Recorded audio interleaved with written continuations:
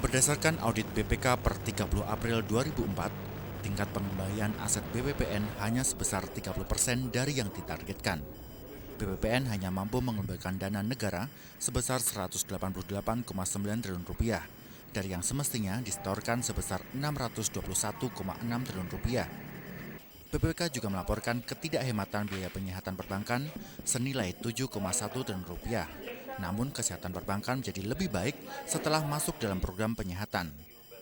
Jumlah pengembalian aset BPPN ini tergolong kecil jika dibandingkan dengan negara lain yang melakukan langkah serupa. Di Korea Selatan, tingkat pengembalian aset bisa mencapai 47%, sementara di Malaysia justru mencapai 57%.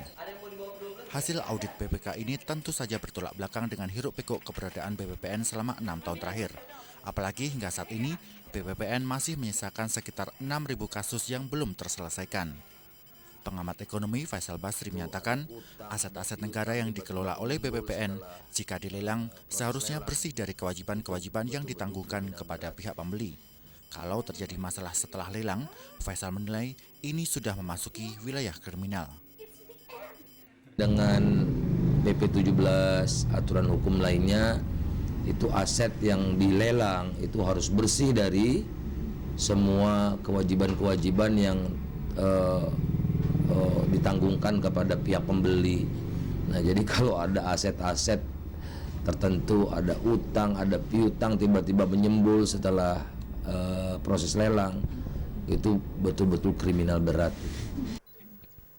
Sementara itu, anggota Komisi 11 DPR Derajat Wibowo menilai tingkat pengembalian aset yang dilaporkan BPK masih rendah karena recovery aset BPPN sebenarnya mencapai 49,57%.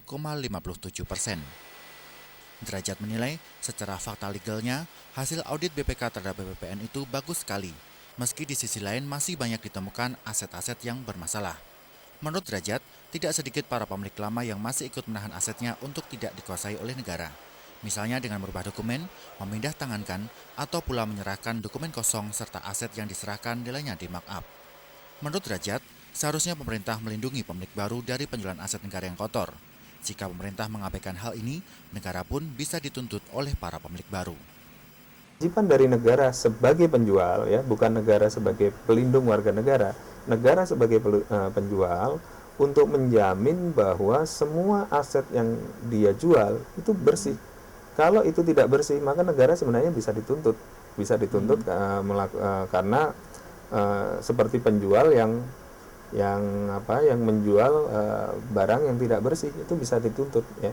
Demikian juga dengan si pemilik lama dari aset tersebut. Kalau negara merasa pemilik lama ini sudah berbuat tidak benar, sudah melakukan berbagai hal yang merugikan, ya pemilik lama ini harus dituntut. Sementara itu, Menteri Keuangan Sri Mulyani Indrawati menyatakan, hingga saat ini pemerintah masih terus mempelajari hasil audit BPK tersebut.